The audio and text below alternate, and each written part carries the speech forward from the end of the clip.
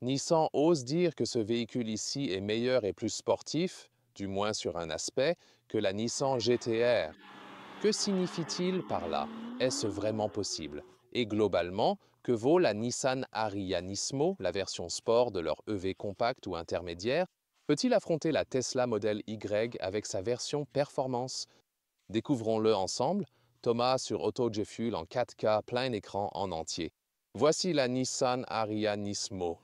Contraste rouge, grande inscription Nismo, et le spoiler inférieur est plus grand. Ils ont aussi travaillé sur l'aérodynamisme ici, sur le côté, avec l'air canalisé vers les passages de roues. Mais ici, l'aérodynamique ne signifie pas vraiment plus d'efficacité. Cela signifie plutôt un surcroît d'appui. Une autre chose, ce sont les pneus plus larges. Nous avons ici le Michelin Pilot Sport EV, jantes de 20 pouces, design de jantes spéciales également. Oui, et quand ces pneus sont plus larges, ils offrent une meilleure adhérence. Bien sûr, c'est moins efficace. Et ici, les contrastes rouges dans la partie inférieure qui s'ajoutent au gris furtif. Longueur de 4,66 m ou 183 pouces. L'empattement n'a pas changé, mais le porte-à-faux est plus long à cause des spoilers. L'accélération est de 5 secondes, 5,7 secondes pour la version 4x4 normale, car elle a un moteur électrique arrière, un moteur électrique à l'avant, avec une puissance répartie de façon égale. Ouais, 5 secondes. Rien de surprenant aujourd'hui dans le monde des véhicules électriques. Et vous voyez ces grands spoilers ici et là qui augmentent l'appui, et le design arrière, également ici un très grand graphique inférieur en noir. Eh bien, je veux dire, tout est complètement fermé ici. J'ai activé ici les clignotants ou feux de détresse. Intégration fine ici avec, vous savez, un feu de jour à l'arrière aussi. Un autre feu stop, bien sûr, ici en haut. Et encore plus intéressant, c'est ici en bas. C'est le phare anti-brouillard arrière inspiré de la Formule E. La vitesse maxi est de 200 km/h, 125 miles par heure. Voilà, donc le phare anti-brouillard arrière a l'air spectaculaire, n'est-ce pas? Certains pourraient l'utiliser même quand ce n'est pas autorisé. Quant aux clignotants, très larges à l'avant, remplaçant le feu de jour. Une signature unique, c'est sûr. La Ariane Nismo n'utilise que la plus grande batterie disponible pour ce modèle. Plus tard, nous le conduirons aussi pour évaluer l'efficacité et l'autonomie. Le fait est que selon le cycle de conduite officiel WLTP, celle-ci a 100 km ou 60 miles de moins d'autonomie officielle à cause des pneus plus larges et des modifications aérodynamiques, plus d'appui, moins efficace. C'est ça. Oui, je veux dire, c'est vraiment une question de performance définitivement. Mais nous verrons plus tard quelle autonomie concise nous pouvons encore obtenir de celui-ci. Pour la recharge, vous avez la trappe de chargement ici à l'avant, côté passager à droite, côté passager depuis une perspective de conduite à gauche, charge AC 22 kW standard. Alors, vous pouvez recharger en 29 minutes de 10 à 80%. Et vous vous demandez peut-être s'il y a un coffre à l'avant ou non? Non, il n'y en a pas.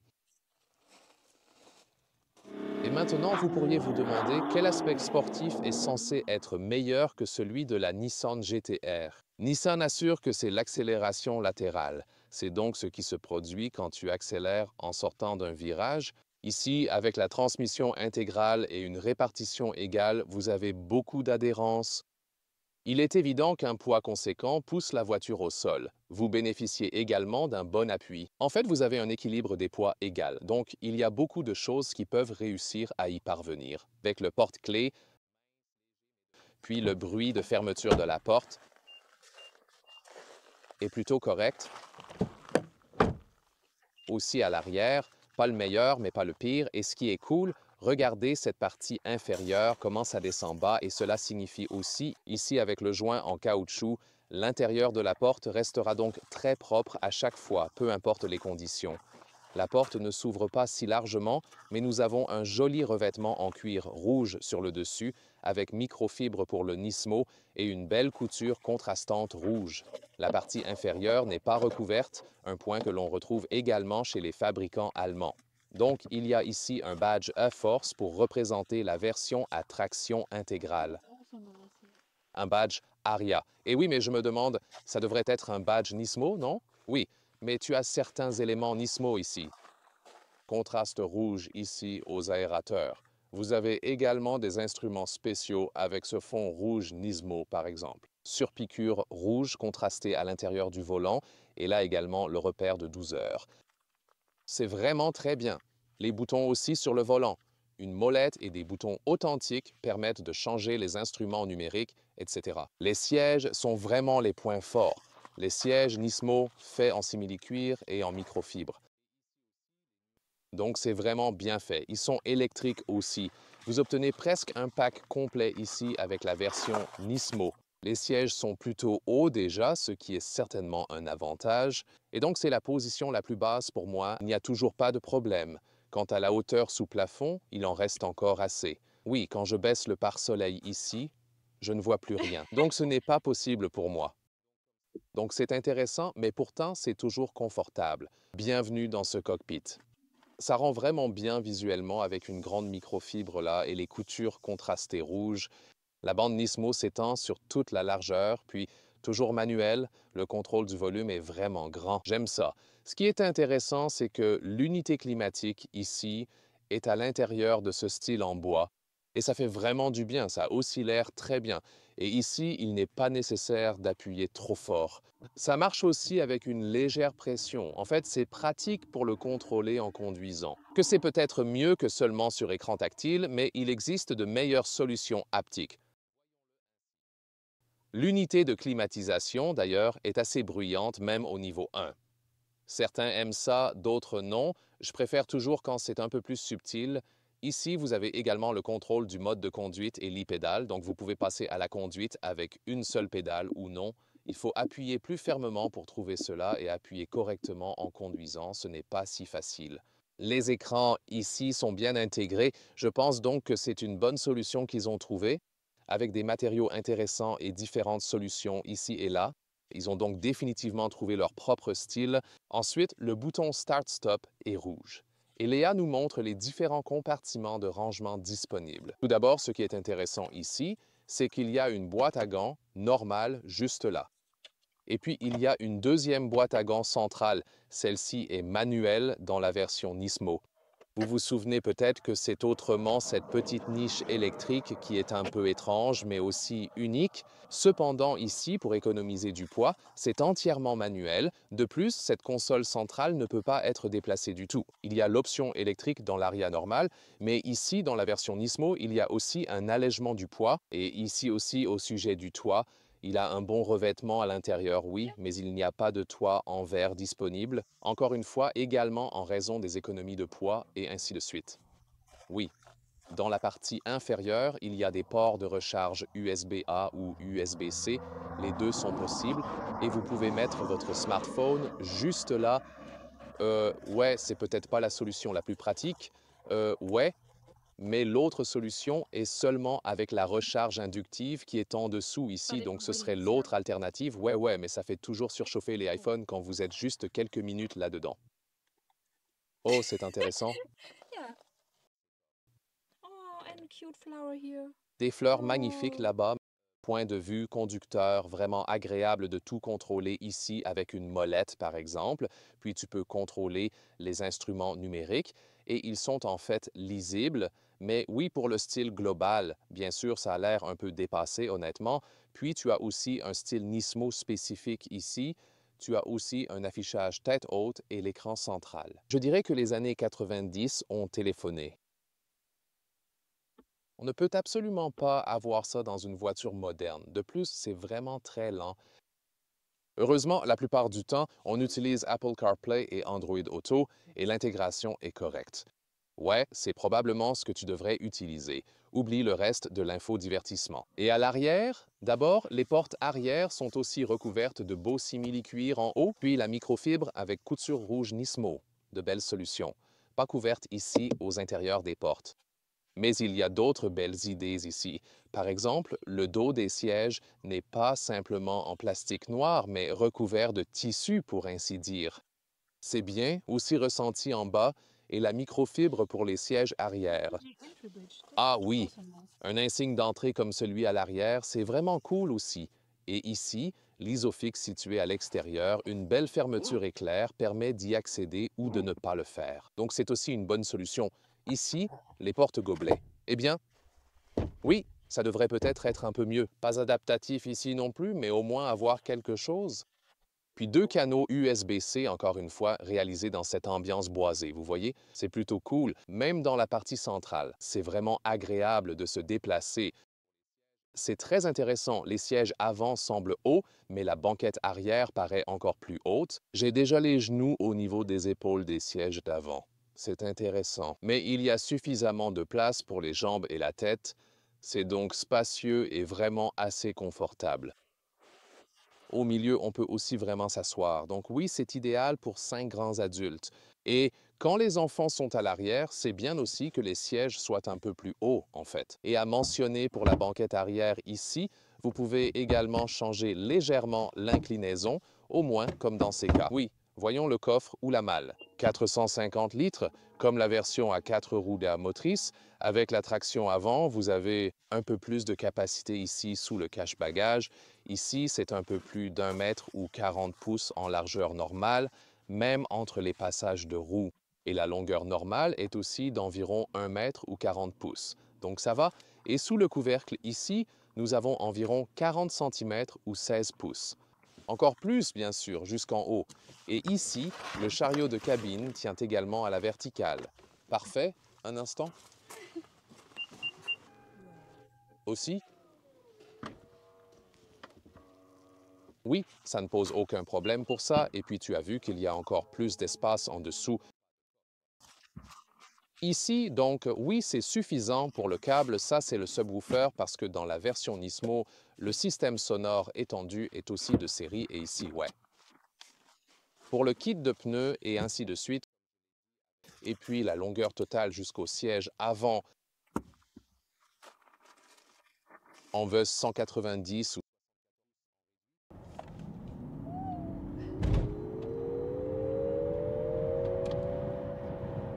c'était 30 jusqu'à 120 km à l'heure. Déjà vraiment pas mal. On peut directement tester la maniabilité. Ils ont également ajusté la direction. Suspension plus rigide, on le ressent déjà. Des roues de 20 pouces montées ici, ce qui rend également la conduite définitivement plus rigide. Se sent vraiment très bien dans les virages, je te l'assure. Cette force d'appui supplémentaire, tu la ressens en conduisant nettement plus vite. C'est quelque chose que vous ne sentiriez pas à des vitesses plus basses ici. Ce que vous sentez déjà ici, c'est que les pneus plus larges ont plus d'adhérence. Donc, elle adhère vraiment bien à la route en fait. Cependant, pour être honnête, j'ai trouvé que la direction était un peu trop souple à mon goût. Et j'aurais vraiment pensé que surtout en mode Nismo, vous auriez un peu plus de résistance, vous savez. De nos jours, il faut se demander si investir dans le sport auto vaut encore le coup. Si on pense que plus de voitures se vendent, si on réussit dans le sport auto, c'est en quelque sorte grande discussion chez plusieurs fabricants actuellement. C'est pourquoi certains ont aussi annulé leurs activités de course. Certains font le choix de retourner au sport mécanique, un va-et-vient constant. Et maintenant, un petit tour sur l'autoroute française et faisons juste cette accélération intermédiaire. C'est plutôt cool. Ouais, je veux dire, ça va vraiment vite. C'est 5 secondes, 0 à 100 km à l'heure. Donc, avec 5 secondes dans le segment des véhicules électriques aujourd'hui, vous ne surprenez personne, mais c'est toujours performant, presque 1 seconde de moins que la version normale à transmission intégrale. Donc, ils ont vraiment obtenu plus de puissance de ces moteurs. Tu le sens vraiment. La suspension est en fait correcte. C'est juste quand il y a des nids de poules et tout ça. Cette configuration rigide avec roues de 20 pouces et pneus sport est plaisante lorsque la route est plane. Et toujours silencieuse. Oui, oui. Léa vérifie toujours si les voitures sont insonorisées et si elles ont un double vitrage aux fenêtres. Le pare-brise avant est spécialement isolé et on sent vraiment que c'est très silencieux. Donc, je veux dire, la route est assez rugueuse ici en ce moment et c'est toujours très silencieux. C'est vraiment une atmosphère agréable et silencieuse qui sera bonne pour les longs trajets et ainsi de suite. Oui, je parle de longs trajets Quand nous aurons terminé notre partie de conduite intensive ici aujourd'hui, nous vous tiendrons également au courant de la consommation et de l'autonomie concise, car aussi vous a dit que vous aurez moins d'autonomie ici dans la version Nismo parce que plus d'appui signifie que vous perdez aussi de l'efficacité, c'est clair. Oui, donc ce n'est pas quelque chose que vous diriez « Hey, je veux ça pour la meilleure efficacité d'autonomie ». La Nismo, c'est un compromis parce que vous obtenez plus de sportivité au détriment de l'efficacité, mais vous montre aussi ces conflits d'objectifs que rencontrent les ingénieurs. Mais en revanche, avec plus d'appui, bien sûr, vous avez beaucoup plus de contrôle à haute vitesse pour ce véhicule ici. Sur l'autoroute jusqu'ici, ça va. Les sièges sont assez confortables. Nous sommes tous deux assis vraiment haut dans la voiture. Vous pouvez peut-être le voir à la caméra. Je fais un changement de voie ici. Oui, la suspension, ma voiture ne penche pas du tout, donc elle se comporte très bien. La seule chose ici, c'est la direction, surtout un peu lâche ici. Donc ça pourrait être mieux, je pense, pour avoir une sensation plus naturelle pour la direction. Ce que vous pouvez aussi désactiver facilement, c'est cette alarme de vitesse. Donc il suffit d'appuyer sur ce bouton ici avec le pouce gauche, puis d'aller dans l'assistance à la conduite personnalisée. J'ai réglé avant de conduire cette personnalisation pour moi, c'est que je n'ai pas ces bips quand je dépasse la limite de vitesse d'1 km.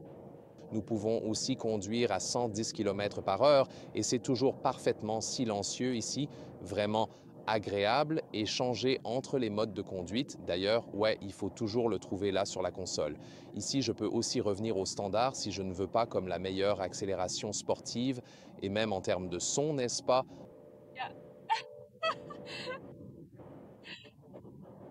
Ça donne l'impression de se dire, mais qu'est-ce que c'est? Que tu puisses vraiment percevoir cela comme venant d'un moteur à combustion un peu, ouais, Ja. mais ouais, je veux dire, c'est un son artificiel, c'est quelque chose comme quand tu vas dans les virages serrés et tout ça, on peut peut-être Ja. tester ça bientôt dans ces voitures où tu as un peu plus de sensation de vitesse, savoir ce que tu fais.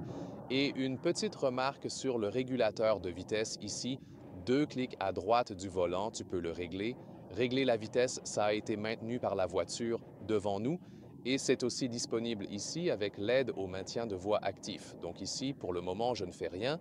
Bien sûr, tu es censé garder tes mains sur le volant, mais considérant l'autoroute ici fait quelques virages à gauche et à droite, je pense que la voiture les gère très bien, donc je ne dirige pas activement moi-même pour le moment, la voiture le fait. Donc les systèmes d'assistance de niveau 2 font une très bonne impression, donc c'est très agréable d'avoir ça. La seule chose que je ressens en ce moment, si j'essaye de me détendre un peu plus, peut-être aussi poser mes coudes ici sur le côté droit, ça va. Je pourrais peut-être avoir un peu plus de douceur du côté du rembourrage, mais le plus gros problème est pour le coude gauche si je vais me détendre maintenant. Oui, c'est trop bas, donc je ne sais pas, à moins que tu aies comme un coude de 2 mètres de long ou quelque chose comme ça. Donc c'est peut-être un petit détail. À part ça, super balade ici aussi sur l'autoroute. Et maintenant, nous roulons à 110 km à l'heure. C'est vraiment agréable, très silencieux ici. L'isolation phonique est excellente dans ce véhicule, une des grandes qualités de cette voiture. Mais encore plus important, c'est maintenant quand nous passons de l'autoroute aux routes sinueuses et amusantes. Maintenant, tout le monde tient bien, l'IA y compris. Ah, elle a trouvé les poignées. Ouais, Yay! c'est crucial pour elle, car nous voilà en route pour attaquer les virages serrés et démarrer avec une nouvelle accélération. En mode Nismo, voyons voir, est-ce vraiment aussi bon en accélération latérale ou même meilleur que la Nissan GT-R dans cet aspect? Découvrons-le.